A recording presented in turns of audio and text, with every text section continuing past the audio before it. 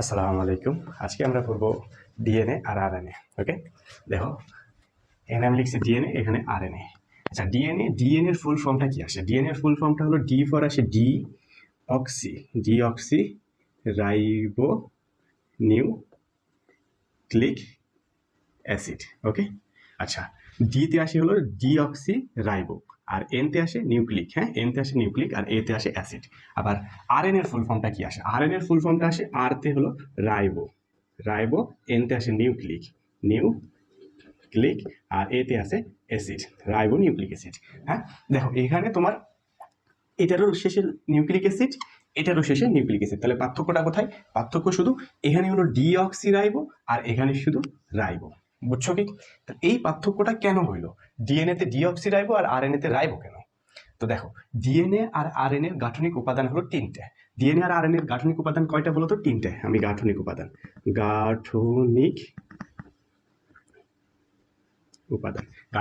তিনটে। এই তিনটে কি বলতো? তিনটা। হ্যাঁ, গাঠনিক উপাদান তিনটে। তাহলে এই তিনটে হলো যে, প্রথমটা হলো ফসফেট, PHOS, ফসফেট। ডিএনএ তেও ফসফেট পাইবা, আরএনএ তেও ফসফেট পাইবা। তারপরে পেন্টোস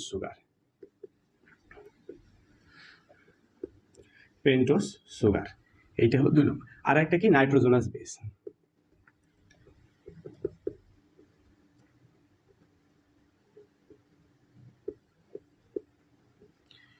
এটাও ডিএনএ তে পাইবা পেন্টোস সুগার, এটাও ডিএনএ আরএনএ দুইটাতে পাইবা। হ্যাঁ, এই যে phosphate, pentose sugar, nitrogenous base, এই তিনটা জিনিস নিয়ে তোমার হলো ডিএনএ বলো আরএনএ বলো সবগুলো গঠিত হয়।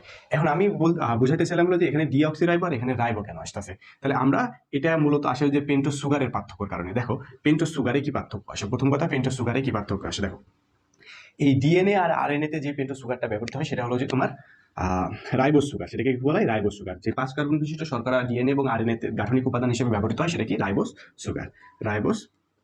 সুগার। Okay, ribose sugar. এটা দেখতে কেমন? এটা দেখতে হলো, দেখো এটা স্ট্রাকচার যদি আঁকি আমি, স্ট্রাকচারটা আসে এমন।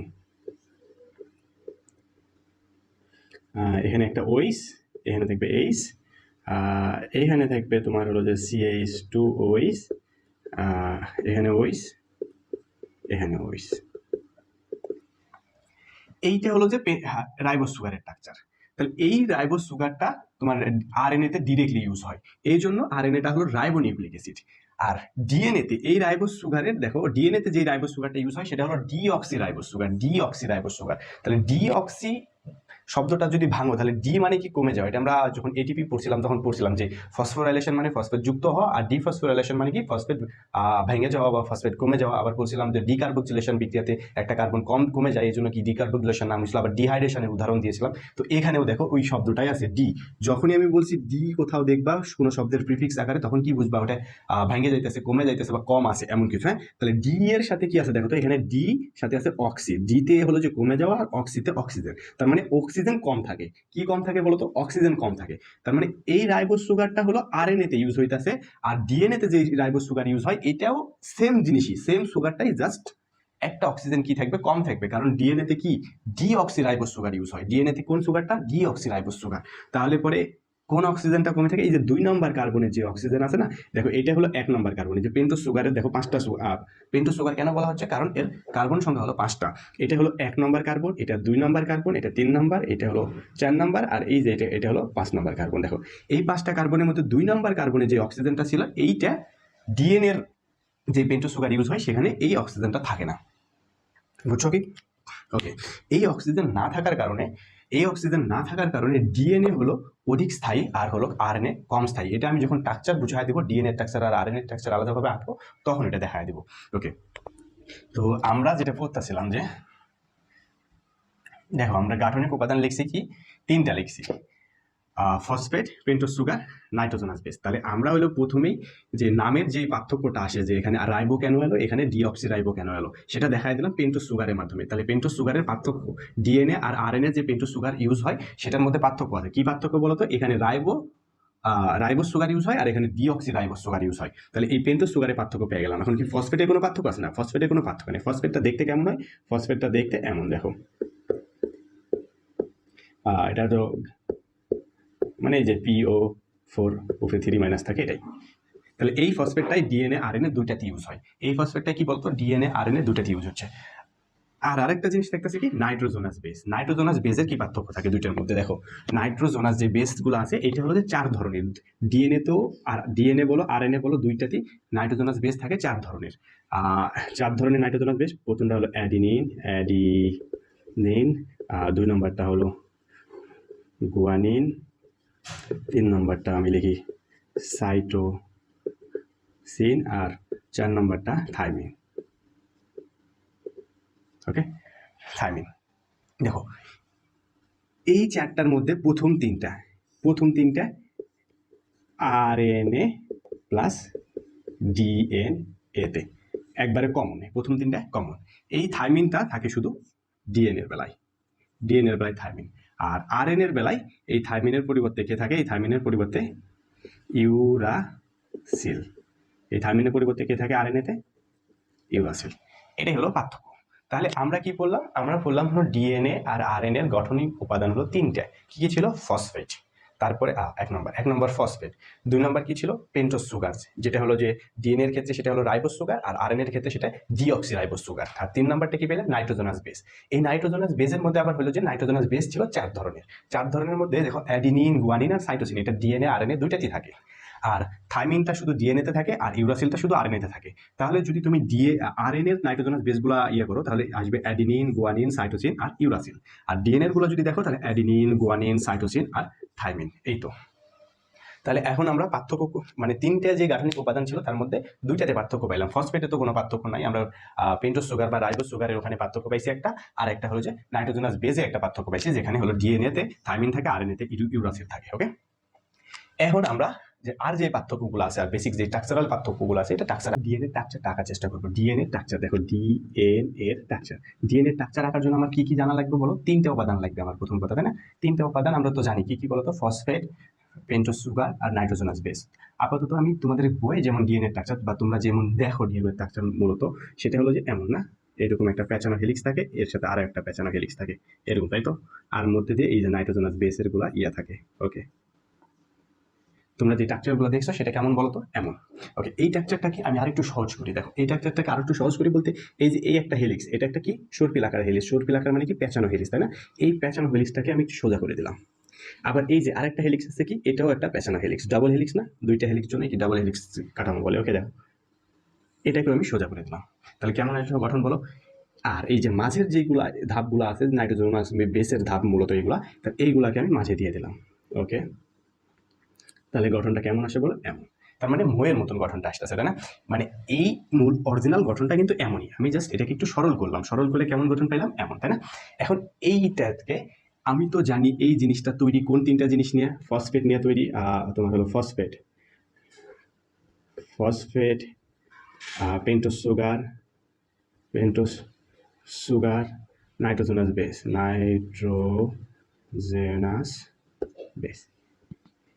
এই 3টা জিনিস নিয়ে তৈরি আমার এই মইটা। এখন এই 3টা জিনিস, ফসফেট কোথায় আছে মইয়ের, পেন্টোজ সুগার কোথায় আছে, আর নাইট্রোজোনাস বেস কোথায় আছে, এইটা আমাকে জানতে হবে মূলত। যে এখন যে স্ট্রাকচারটা আঁকবে এটা পরীক্ষায় এলে তোমরা এটা আঁকতে পারো। এই 2টা তো সহজ স্ট্রাকচার, বাট এটাতে তোমাদের এসএসসি লেভেল হয়ে যাবে ইনশাল্লাহ। দেখো তো মূলত মইয়ের এই যে ভার্টিক্যাল যে রেখা, এখানে থাকে তোমার হলো যে ফসফেট আর পেন্টোজ সুগার, আর এই যে হরিজন্টাল যে রেখাগুলো দেখতেছো বা মইয়ের যে স্টেপগুলো, এখানে থাকে কি বলতো?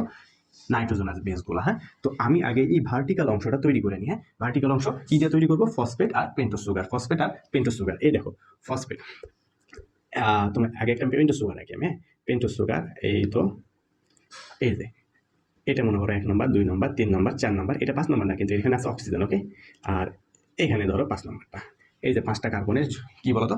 1 2 3 4 5, 5টা কার্বনের, তাহলে এটা কি হলো? Pentose sugar. এর সাথে আমি একটা ফসফেট যুক্ত করে দিলাম, এটা ধরো গোল, জাস্ট গোল দিয়ে আমি বুঝা দিলাম এটা ফসফেট। হ্যাঁ, গোল দিয়ে বুঝা দিলাম এটা কি? ফসফেট। এখানে আমি পি লিখে দিলাম। ওকে, ধরো তাহলে দেখো এই ফসফেটটা যুক্ত হয়েছে কত নম্বর কার্বনের সাথে? 5 নম্বর কার্বনের সাথে। তাহলে এটাকে আমি কি নাম দেবো? 5 ইন্ড। ওকে, তারপরে মূলত ফসফেটগুলো যুক্ত হয় 5 আর 3 নম্বরের সাথে। তাহলে এটা 5 নম্বরের সাথে যুক্ত হয়েছে, এবার পরের ফসফেটটা 3 নম্বরের সাথে। এই দেখো এবার এই ফসফেটটা কোথায় যুক্ত হয়েছে বলো? 3 নম্বরের সাথে। হ্যাঁ, 3 নম্বরের সাথে। এটা 3 নম্বর ছিল না? এই যে 1 2 3, দেখো এটা 4। হ্যাঁ, তাহলে এই ফসফেটটা 3 নম্বর। এই ফসফেট থেকে আরেকটা পেন্টোজ সুগার আসবে, দেখো আরেকটা পেন্টোজ সুগার আসবে। ওকে, এই তো তাহলে এই যে এই পেন্টোজ সুগারের এটা আবার কি প্রান্ত 5 প্রান্ত। তাহলে দেখে বন্ধনগুলো কিভাবে হচ্ছে বলো তো, 5 3 5। এবার আবার 3 তে গঠন হবে, দেখো এই যে 3 এর সাথে আরেকটা ফসফেট যুক্ত করে দিলাম 3। হ্যাঁ, এবার আবার 5 এর সাথে এই ফসফেটের এক প্রান্ত, অর্থাৎ একটা ফসফেটের এক প্রান্ত পেন্টোজ সুগারের 5 নম্বর কার্বনের সাথে আরেক প্রান্ত যুক্ত থাকবে কি 3 নম্বর কার্বনের সাথে। দেখো একটা ফসফেট মূলত এই যে এটা কি বলতেছে আমরা, ফসফেট, তাই না? এই ফসফেটটা যুক্ত করছে দুইটা পেন্টোজ সুগারকে, এই যে একটা পেন্টোজ সুগার, এই যে একটা পেন্টোজ সুগার।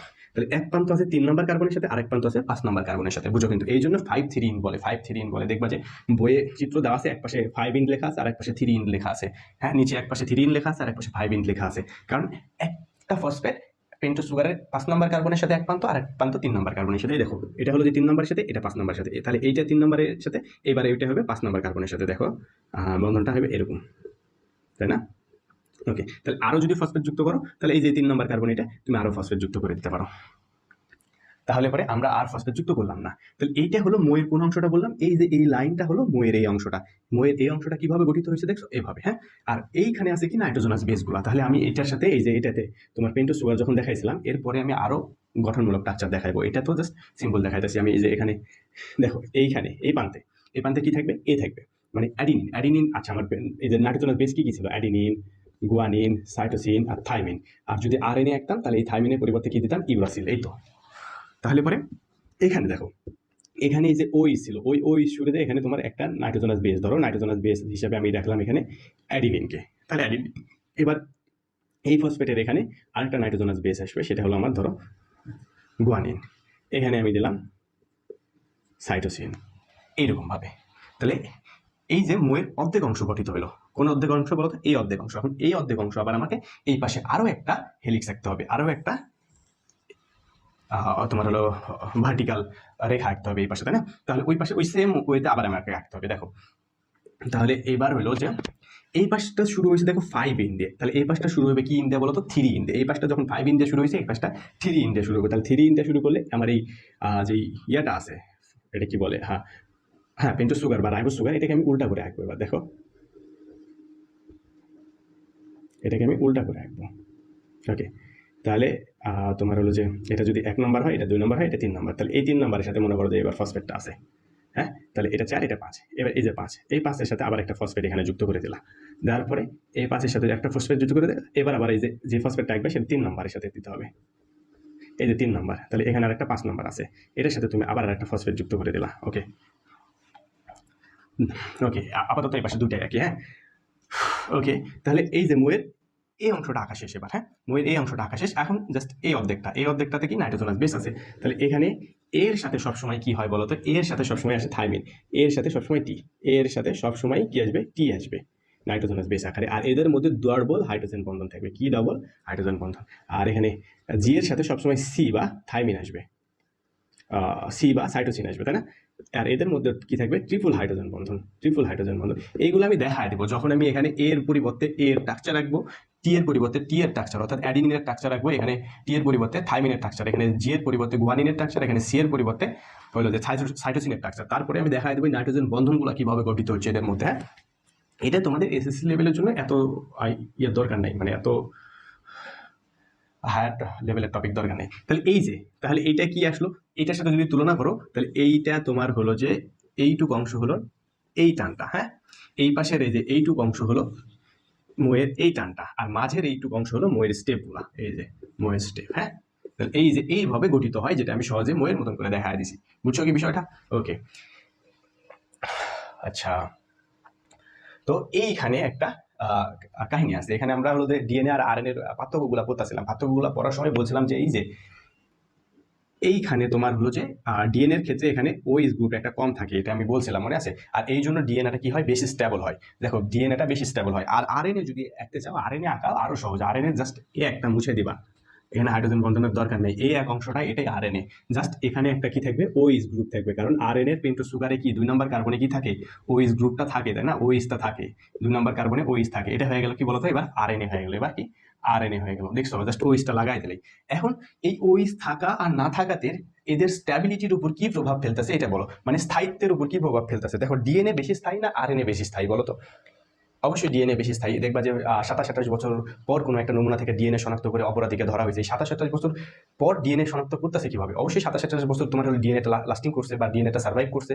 হ্যাঁ, তার মানে কি ডিএনএ প্রচুর, এটা তো জাস্ট সিম্পল এক্সাম দিলাম, আরো অনেক বেশি বছর ডিএনএ কি করে, ডিএনএ স্থায়িত্বকাল আর কি। বাট আরএনএ এত বছর থাকে না। আরএনএ এত বছর কেন থাকে না? এই যে এই ওএইচ গ্রুপটার জন্য। ডিএনএ তে এই ওএইচ গ্রুপ কি নাই, বাট আরএনএ তে এইচ গ্রুপ আছে। এইচ গ্রুপ থাকার কারণে কি হয় জানো? এইচ গ্রুপ থাকার কারণে যখন ক্ষারীয় মাধ্যমে আরএনএটা আসে, ক্ষারীয় মাধ্যমে আসার পরে এখান থেকে যে এইচটা আছে, এই এইচটা ক্ষারীয় মাধ্যমের ওএইচ এর সাথে বিক্রিয়া করে পানি তৈরি করে ফেলে, আর এখানে জাস্ট ওটাকে রেখে যায়। আর এই ওটাই তোমার এই পাশের যে বন্ধনটা, এই বন্ধনটাকে কি বলা হচ্ছে বলতো? এটা আমি এটিপি পড়ানোর সময় পড়াইছিলাম। সুগার আর ফসফেটের মধ্যে বন্ধন, যেটা ফসফোএস্টার বন্ধন, মনে আছে? এই যে এই ও মাইনাসটাই পাশের ফসফোএস্টার বন্ধনটা ভেঙে ফেলে আরএনএ কে আলাদা করে দেয়, টুকরা টুকরা করে ফেলে। তো আরএনএর এটা বিষয়টা এমন আর কি। তো এখন যে বিষয়টা ডিএনএ আর আরএনএর, ওকে, তো এই জন্য হলো তোমার কি ডিএনএ বেশি স্থায়ী আর আরএনএ কি কম স্থায়ী। এখন যেটা আমি তোমাদেরকে ডিটেলস যে স্ট্রাকচার, এই স্ট্রাকচার যেটা আমি এখন দেখাইছি, যে স্ট্রাকচারটা এখন দেখালাম, এই স্ট্রাকচার যদি তুমি দেখো তাহলে তোমার এসএসসি পর্যন্ত কভার হয়ে যাবে। But as a student of chemistry, I want to take you deep in the world of DNA. আমি তোমাকে ডিটেল স্ট্রাকচার দেখাবো একজন কেমিস্ট্রির স্টুডেন্ট হিসাবে, হ্যাঁ, যে কোথায় কিভাবে তোমার, আমি তোমাকে ডিটেলস স্ট্রাকচারটা দেখাবো। এখানে আমি দেখালাম হাইড্রোজেন বন্ধন ফর্ম হচ্ছে, এখানে জাস্ট এটি তোমার অ্যাডিনিনের জায়গায় আমি লিখে দিয়েছিলাম এ, বাট এখানে আমি অ্যাডিনিনের স্ট্রাকচার আঁকায়, এখানে তোমার হলো থাইমিনের স্ট্রাকচার আঁকায়, তাদের মধ্যে কিভাবে ডাবল হাইড্রোজেন বন্ধন গঠন হচ্ছে সেটাও দেখাই দেবো ইনশাআল্লাহ। হ্যাঁ, আবার এখানে আমি ফসফেট দেখাইছিলাম, জাস্ট ফসফেট গোল চিহ্ন দিয়ে দেখাইছিলাম, এবার ফসফেট পুরা স্ট্রাকচারটা একা দেখাবো ইনশাআল্লাহ। দেখো, তাহলে পরে আমার ডিএনএ স্ট্রাকচার তৈরি করার জন্য প্রথমে আমি যে চারটা আমার হলো যে নাইট্রোজেনাস বেস ছিল, ওই চারটা নাইট্রোজেনাস বেসের স্ট্রাকচার আমি আঁকায় নিই। হ্যাঁ, আমার কাছে লাল কলম একটা থাকা লাগে, ওকে। দেখো, চারটা নাইট্রোজেনাস বেসের স্ট্রাকচার আঁকা নিচ্ছে। হ্যাঁ, দেখো, প্রথমে আমি আঁকবো অ্যাডিনিন। তাহলে আমি এই যে অ্যাডিনিন, তো আমরা হলো যে এটিপি পড়ার সময় দেখছিলাম, ওখানে অ্যাডিনিন থেকে অ্যাডিনিনের সাথে পেন্টোজ সুগার যোগ করে আমি অ্যাডিনোসিন বানাইছিলাম, মনে আছে? তো একটা পেন্টাগোনাল আর একটা হলো হেক্সাগোনাল আমি আঁকবো। সরি, একটা হেক্সাগোনাল আঁকছি আর একটা পেন্টাগোনাল আঁকবো। হ্যাঁ, ওকে। এইটা হলো যে এখানে যেহেতু নাইট্রোজেন গঠিত বেস, এখানে নাইট্রোজেন থাকবে, এখানেও কি থাকবে বলতো? নাইট্রোজেন থাকবে। এইটাই কি বলতো? এটা হলো অ্যাডিনিন। আমি এখন ডবল বন্ডগুলো দিয়ে দিই। আচ্ছা, অ্যাডিনিনের জন্য এখানে আমার হলো অ্যামিন গ্রুপটা দরকার আছে। এই যে অ্যামিন গ্রুপ, দেখো এটা কি বলতো? এটা হলো অ্যাডিনিন। আর এটাতে আমি এখন হলো ডবল বন্ডগুলো দিয়ে দিই। দেখো, এখানে একটা বন্ধন, তাহলে এটা বাদ দিয়ে এটাতে একটা দিতে হবে, আবার এটা বাদ দিয়ে, হ্যাঁ আচ্ছা, এটা বাদ দিয়ে এটাতে একটা, আর এখানে একটা। এই হলো যে পুরা অ্যাডিনিন। তাহলে এটা কি আসতেছে বলো? এটা হলো অ্যাডিনিন। অ্যাডিনিন। এরপরে আমার হলো যে যেটা ছিল সেটা হলো গুয়ানিন। দেখো, গুয়ানিনটা আমি, গুয়ানিনও হলো দুইটা রিংয়েরই, একটা পেন্টাগোনাল থাকবে, একটা হেক্সাগোনাল থাকবে। এই দেখো, গুয়ানিনের স্ট্রাকচার যদি আমি আঁকি, প্রথমে একটা হেক্সাগোনাল আমি আঁকলাম, তারপরে একটা পেন্টাগোনাল আঁকতে হবে আমাকে। ওকে, গুয়ানিনের স্ট্রাকচারটা দেখো। এবার গুয়ানিনের স্ট্রাকচারেও তোমার হলো যে এখানে একটা নাইট্রোজেন, এই সবগুলা স্ট্রাকচারেই কিন্তু নাইট্রোজেনাস বেস, যেহেতু নাইট্রোজেন কিন্তু থাকবে রিংয়ে, কিন্তু রিংয়ে কিন্তু নাইট্রোজেন থাকবে অবশ্যই। দেখো, যদি ডাবল রিং হয় তাহলে এখানে এখানে নাইট্রোজেন থাকবো, আর সিঙ্গেল রিং হলে আমি দেখাই দিতেছি। ওকে, তাহলে এখানে থাকবে তোমার হলো একটা কিটো গ্রুপ, আর এখানে থাকতেছে হলো যে, আচ্ছা, এই এনএইচ গ্রুপটা এখানে না, এই যে এখানে থাকবে। ওকে, এখানে থাকবে এনএইচ অ্যামিন গ্রুপটা, আর এখানে থাকবে তোমার হলো কিটো গ্রুপটা। ওকে, এবার দেখো যে কিটো গ্রুপ যেখানে আছে তার দুই পাশেই তুমি ডবল বন্ড দিতে পারবে না, এখানেও দিতে পারবে না, এখানেও দিতে পারবে না। তাহলে এখানে একটা, এখানে একটা, আর এখানে তো দ্বার প্রয়োজন করতেছে না, কারণ এখানে থাকলে এখানে থাকবো না, আবার এখানে থাকার কথা ছিল কিন্তু এখানে তো দিতে পারবে না কারণ কিটো গ্রুপ আছে। ওকে, আর এটাতে এখানে একটা, এই যে। তাহলে দেখো আমাদের নাইট্রোজেনের হাত, দেখো নাইট্রোজেনের হাত কিন্তু তিনটা করে হওয়া লাগবে। এখানে দেখো 1 2 3, এক, এই যে এই একটা, এই একটা, এই একটা, তিনটা হাত পূরণ হয়ে গেছে, কিন্তু এই নাইট্রোজেনের দেখো একটা দুইটা। তাহলে যেই হাতটা পূরণ হয়নি ওখানে আমি একটা হাইড্রোজেন যোগ করে দেবো। ওকে, এইভাবে। এবার এটা পুরোটা অ্যাডিনিন হয়েছে, এখানেও দেখো এভাবে আমার এখানে একটা হাইড্রোজেন যোগ করতে হবে। দেখো, তো এই নাইট্রোজেনের একটা হাত দুইটা হাত, বুঝছো কি? তাহলে এখানেও আমার একটা হাইড্রোজেন যোগ করতে হবে, বুঝছো কি? এটা কি আসতেছে তাহলে বলো? এটা আসতেছে আমার হলো গুয়ানিন। গুয়ানিন। ওকে, তাহলে অ্যাডিনিন পাইলাম, গুয়ানিন পাইলাম। এখন দেখো, এই যে অ্যাডিনিন আর গুয়ানিন, এই দুইটার রিং কয়টা বলো তো? দুইটা করে রিং, দুইটা রিং। এই জন্য এদেরকে বলা হয় পিউরিন। নাইট্রোজেন গঠিত বেস হলো চারটা, এই চারটাকে দুইটা ভাগে ভাগ করা হয়েছে। যাদের দুইটা করে রিং তাদেরকে বলা হয় পিউরিন, আর যাদের রিং একটা করে তাদেরকে বলা হয় পাইরিমিডিন। তাহলে এই দুইটা কি আসতেছে? অ্যাডিনিন আর গুয়ানিন আসতেছে তোমার হলো পিউরিন। পিউরিন, আচ্ছা, পিউরিন। ওকে, তাহলে এই যে অ্যাডিনিন আর গুয়ানিন কি আসতেছে পিউরিন। এইবার আমার হলো যে সাইটোসিন আর থাইমিন এঁকে দিই। দেখো সাইটোসিন আঁকলে তোমার এখানে একটা রিং হলে অবশ্যই সেটা হেক্সাগোনাল অর্থাৎ 6টা কানি থাকবে, মানে 6টা কার্বনের অংশ থাকবে। দেখো এই তো। আর এখানে যেহেতু এটাও নাইট্রোজেন গঠিত বেস, তাহলে আমার কি করতে হবে, এটা তো তোমার নাইট্রোজেন দিয়ে দিতে হবে। দেখো আমি নাইট্রোজেনগুলো দিয়ে দিলাম ইনশাল্লাহ। ওকে, এটা জাস্ট হলো এটারই অপোজিট। এখানে তোমার হলো যে কি থাকবে, NH2 গ্রুপ, আর এখানে থাকবে O গ্রুপ। ওকে, তাহলে এটা কি হয়ে গেল। এখন আমি এটার যে ইয়াগুলো আছে, বন্ধনগুলো আছে, যেহেতু এই যে এখানে আছে, তাহলে আমি কি দিতে পারবো না বলতো। এই দুই অংশে যেখানে এখানে কিটো গ্রুপ আছে, তাহলে আমি এখানে আর এখানে বন্ধন দিতে পারবো না। তাহলে আমি এখানে একটা দিলাম বন্ধন, হ্যাঁ, এখানে একটা বন্ধন দিলাম, আর হলো এখানে না দিয়ে এখানে একটা দিলাম। না, আমি এখানে বন্ধন দিব না, আমি হলো যে এখানে একটা দিব, এখানে একটা। ওকে, তাহলে এটা কি আসতেছে বলো তো, এটা আসতেছে থাইমিন। আরে থাইমিন না, সাইটোসিন। এটা হলো সাইটোসিন। আর এরপরে আরেকটা আছে, সেটা হলো ওইটার নাম কি ছিল, ওইটার নাম ছিল থাইমিন। হ্যাঁ, থাইমিন। দেখো এবার থাইমিনটা আমি এঁকে দিলাম। থাইমিনও হলো যে থাইমিন, এই তোমার হলো সাইটোসিন আর থাইমিন, এটা এই দুটা কি পাইরিমিডিন, কারণ এদের রিং কয়টা, একটা। দেখো আর এখানে দুইটা করে রিং আছে, এই জন্য দেখবে পিউরিন বলা হচ্ছে। দেখো ওকে, সাইটোসিন আমি এখানে একটা নাইট্রোজেন, এখানে একটা নাইট্রোজেন। দেখো এখানে নাইট্রোজেন দেওয়ার পরে তুমি এখানে একটা কিটো গ্রুপ, এখানে একটা কিটো গ্রুপ, সাইটোসিন না, তো থাইমিন দুটো করে কিটো গ্রুপ, আর এখানে একটা মিথাইল গ্রুপ CH3। ওকে, এইটাই আমার কি আসতেছে বলতো, যেহেতু এখানেও বন্ধন দিতে পারবে না, এখানেও দিতে পারবো না, এখানেও দিতে পারবো না, এখানেও দিতে পারবো না, জাস্ট দিব কোথায়, এখানে একটা বন্ধন দিব। ওকে, এখানে একটা বন্ধন দিলে এখানে একটা হাইড্রোজেন থাকবে। ওকে,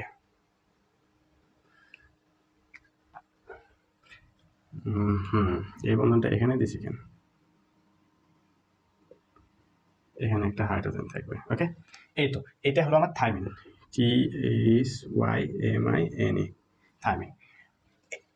এই 4টা বেস আমার হলো যে ডিএনএ এর জন্য লাগে। আর আরএনএ এর জন্য বললে অ্যাডিনিন ঠিক থাকতো, গুয়ানিনও ঠিক থাকতো, সাইটোসিনও ঠিক থাকতো, থাইমিনের পরিবর্তে ইউরাসিল। আর ইউরাসিল বানাইতে হলে আমি জাস্ট এটা মুছিয়ে দেবো, এটাই ইউরাসিল হয়ে গেছে। আর থাইমিন বানাইতে হলে আবার আমি এটা লাগাই দেবো। ওকে, এই তো থাইমিন আর ইউরাসিলের মধ্যে পার্থক্যটা বুঝে গেছো। এখন দেখো এটাকে আমি ডিএনএ স্ট্রাকচারে রূপান্তরিত করবো। তাহলে ডিএনএ স্ট্রাকচারে রূপান্তরিত করার জন্য আমার কি থাকতে হবে, 4টা করে উপাদান আমার। দেখো প্রথমে হলো যে নাইট্রোজেনাস বেসের সাথে যুক্ত হবে কি, পেন্টোজ সুগারের সাথে কি থাকবে, এখানে ফসফেট থাকবে, তাই না। তাহলে দেখো আমি নাইট্রোজেনাস বেসের সাথে পেন্টোজ সুগারটা যুক্ত করি। এই যে এখানে যে হাইড্রোজেন আছে, এই হাইড্রোজেনকে সরাই আমি এখানে একটা পেন্টোজ সুগার যুক্ত করার জন্য। ওকে,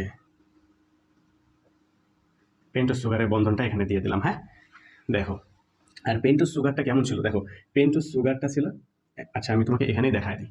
আচ্ছা প্রথমে আমি হাইড্রোজেনটা না সরাই। দেখো পেন্টোজ সুগারের এখানে OH, তাই না, এখানে H, এখানে তো তোমার হলো যে ইয়ে থাকবে না, এখানে থাকবে OH-টা। কারণ এইটা ডিএনএর ক্ষেত্রে কি, ডিএনএর ক্ষেত্রে পেন্টোজ সুগারটা কি ছিল, ডিঅক্সিরাইবোজ পেন্টোজ সুগার। তাহলে তো আমি এখানে অক্সিজেন আলা ওই জিনিসটা দিতে পারবো না।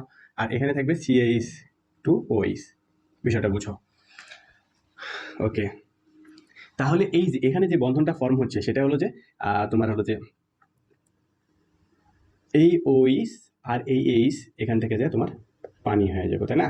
আর এখানে এই যে হাতটা ফাঁকা হয়ে গেল, এই হাতটা ফাঁকা হয়ে গেল, এই দুই হাত কি হয়ে যাবে, জোড়া লেগে যাবে, এখানে এই যে বন্ধনটা তৈরি হয়ে গেল। বুঝছো কি, তাহলে এটি হ্যাঁ, এই যে বন্ধনটা তৈরি হয়ে গেছে। এবার তোমার হলো যে এখানে আমার ফসফেট যুক্ত করতে হবে। আমার হলো যে এটা 1 প্রান্ত, এটা 2, এটা 3, এটা 4, আর এটা 5। তাহলে প্রথম যেই বন্ধনটা তৈরি হবে ফসফেটের সাথে, সেটা 5 প্রান্তে কি আছে, এই OH গ্রুপটা ফসফেটের তোমার হলো কি, ফসফেটটা আসে কই থেকে, আমি আগেই বলছিলাম ফসফেটটা আসে H3PO4 ফসফরিক অ্যাসিড থেকে। এই ফসফরিক অ্যাসিডের যে H+ ওটার সাথে বন্ধন করবে কি, এখানে পানি গঠন করবে, তাই না, পানি গঠন করবে। আর এই যে OH গ্রুপটা সরে যায়, এখানে তোমার ফসফেট গ্রুপটা যুক্ত হয়ে যাবে। ফসফেটটা কিভাবে যুক্ত হয়, দেখো ফসফেটটা এইভাবে যুক্ত হইব, তাই না। আবার হলো যে এই যে 3 নম্বর প্রান্তে একটা পেন্টোজ সুগারের 5 নম্বর প্রান্তে একটা ফসফেট থাকবে, 3 নম্বর প্রান্তে একটা ফসফেট থাকবে, এটা সবসময় থাকবে, এই জন্য 5-3 বলা হচ্ছে। তাহলে এটা কি, এটাই সর্বপ্রথম শুরু হয়েছে 5 দ্বারা, 5 নম্বর কার্বনে ফসফেট, তাহলে এটা 5 বলতেছে। এবার এখানে 3 নম্বর কার্বনে আরেকটা ফসফেট যুক্ত করি আমি। দেখো 3 নম্বর কার্বনে একইভাবে যেই প্রসেসে এখানে ফসফেট যুক্ত করছিলাম, তাহলে এখানে O এর মাধ্যমে ফসফেটগুলো যুক্ত হচ্ছে, তাই না। নিচের দিকে একটা O, উপর দিকে একটা, এদিকে একটা। ওকে, এই দেখো তাহলে এখানে একটা ফসফেট যুক্ত হলো। এই ফসফেটের একটা ফসফেট, আবার দেখো একটা পেন্টোজ সুগার দুইটা ফসফেটের সাথে যুক্ত থাকবে, আবার একটা ফসফেট দুইটা পেন্টোজ সুগারের সাথেও যুক্ত থাকবে। পেন্টোজ সুগারের সাথে কোন কোন প্রান্তে? 5 প্রান্ত, 3 প্রান্ততে। তাহলে দেখো এই যে এখানে এই ফসফেটটা অলরেডি 5 প্রান্তের সাথে 3 প্রান্তের সাথে যুক্ত হয়েছে, তারপরে পেন্টোজ সুগারের সাথে অবশ্যই 5 প্রান্তের সাথে যুক্ত হইব। তাহলে আমি এখানে আরেকটা পেন্টোজ সুগারের জন্য আঁকতেছি, দেখো আরেকটু নিচে আঁকি, কারণ এই পেন্টোজ সুগারকে আবার হলো যে গুয়ানিনের সাথে যোগ করতে হবে। দেখো এখানে মনে করো যে 5 নম্বরটা আছে এইখানে, ওকে। আর এই যে গুয়ানিনের সাথে পেন্টোজ সুগারটাকে আমি যোগ করে দিলাম, এখানে কিভাবে যোগ হয়েছে, এখানে ওই একই প্রসেসে এখানেও যোগ হইব, বুঝছো কি? এবার বিষয়টা দেখো যে এটা 1 নম্বর, এটা 2 নম্বর, এটা 3 নম্বর, এখানে তো একটা ওইস থাকবে, তাহলে 4 নম্বর, এটা 5 নম্বর, এই দেখো 5 নম্বর। তাহলে এই যে এই ফসফেটটা 3 নম্বরের সাথে যুক্ত হয়েছে, এদিকে 5 নম্বরের সাথে, একটা যদি ফসফেটের এক প্রান্ত কি 3 নম্বরের সাথে যুক্ত হবে, আরেকটা 5 নম্বরের সাথে যুক্ত হবে। এই যে দুইটার মধ্যে দেখো দুইটা গঠন হয়ে গেল। আচ্ছা, এখানে যেটা ছিল যে যখন এই বন্ধনটা গঠিত হয়েছিল না, তখন বিষয়টা দেখো, ধরো এই বন্ধন কখনো গঠিত হয় নাই, তখন এই যে একটা ফসফেট, একটা পেন্টোজ সুগার আর একটা নাইট্রোজেনাস বেস, এই তিনটা মিলে যেটা তৈরি হয়েছে সেটাকে বলা হচ্ছে নিউক্লিওটাইড। নিউক্লিওটাইড। আর এইবার দেখো এই বন্ধনটা যখন গঠিত হয়ে গেল, তখন কি একটা নিউক্লিওটাইডের সাথে আরেকটা নিউক্লিওটাইড, এই দেখো phosphate, pentose sugar, nitrogenous base, তার মানে এটা কি একটা নিউক্লিওটাইড, আবার এটা কি একটা নিউক্লিওটাইড। তাহলে একটা নিউক্লিওটাইডের সাথে আরেকটা নিউক্লিওটাইড যুক্ত হচ্ছে, একটা নিউক্লিওটাইডের সাথে আরেকটা নিউক্লিওটাইড যুক্ত হচ্ছে, তারপরে নিচে এই যে এখানে আরেকটা নিউক্লিওটাইড যুক্ত হবে, এখানে আরেকটা নিউক্লিওটাইড যুক্ত হবে, এভাবে কি তৈরি করবে? পলিনিউক্লিওটাইড। আমরা কি পলিমারকরণ বিক্রিয়ায় কি পড়ছিলাম, যে ছোট ছোট অণু মিলে অনেক বড় একটা অণু তৈরি করে, সেটা কি পলিমারকরণ বিক্রিয়া, হয় না? তাহলে এই যে ডিএনএ কি আমরা কি একটা পলিমার বিক্রিয়া বলতে পারবো না? মানে ডিএনএ কে একটা পলিমার যৌগ বলতে পারবো না? অবশ্যই, তাই না? কারণ নিউক্লিওটাইডের পলিমারটাই হলো যে পলিনিউক্লিওটাইড। এই দেখো এখানে একটা নিউক্লিওটাইড, এটার সাথে যুক্ত হচ্ছে এটা একটা, এরভাবে কতগুলো অসংখ্য নিউক্লিওটাইড যুক্ত হয়ে ডিএনএ যে স্ট্র্যান্ডটা সেটা গঠন করবো। হ্যাঁ, ওকে। তো আমার এটা মুছে দেওয়া উচিত, কারণ এটা দেখাই দিছি, ঘিজিবিজি হয়ে যাইতেছে বিষয়টা।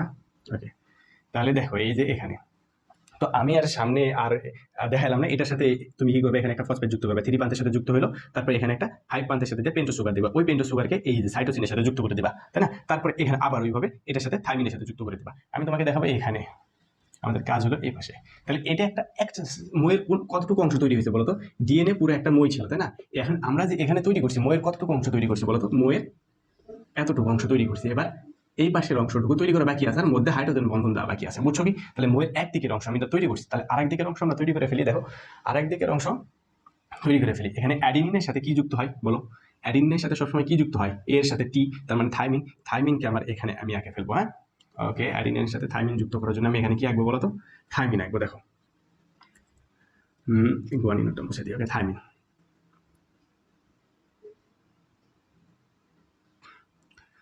আচ্ছা, যেহেতু নাইট্রোজেনাস বেস আমাদের হাইড্রোজেন বন্ধন তৈরি করা লাগবে, তো থাইমিনটা এখানে আছে এই দিক হয়ে, আমি থাইমিনটাকে এদিকে ঘুরাই দেবো। তাহলে এখানে নাইট্রোজেন, আর ঘুরাই দিলে এখানে নাইট্রোজেন আসবে। আর থাইমিনের হলো যে তোমার দুটা নাইট্রোজেনের মাঝে এখানে থাকবে কি ও, আর এখানে থাকবে কি তাহলে ও, আর এখানে থাকবে তোমার CH3। ওকে, হ্যাঁ।